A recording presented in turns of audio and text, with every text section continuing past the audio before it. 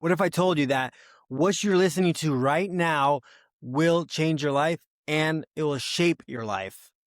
The information that you hear every day on a daily basis shapes who you are because what you listen to shapes what you know. And then what you know ultimately shapes what you believe in. And then what you believe in ultimately shapes what you do.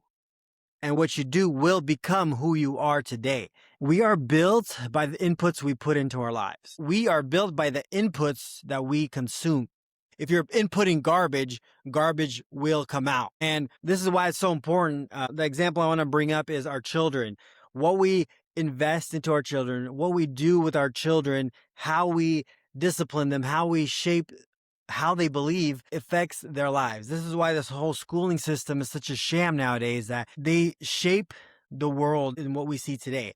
What happened 20, 30 years ago is why we see the world where it is today. The garbage that they fed people and the lie that they fed about who we are. There's people believing that they're a dog.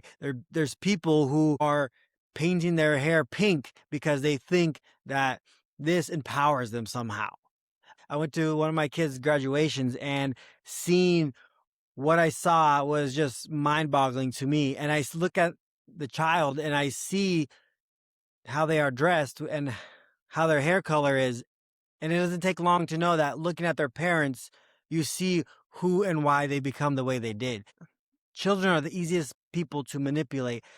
Children are the easiest people to shape the minds of a nation. This is how you indoctrinate a nation. You shape the children into what you want to be. This is why, like I said, we see the world where it is today, is because over time they have completely dysmorphed our society based off of what we consume, based off of what they allowed children to consume, based off even what we allow ourselves to consume nowadays, because what we input into our brain will become the output.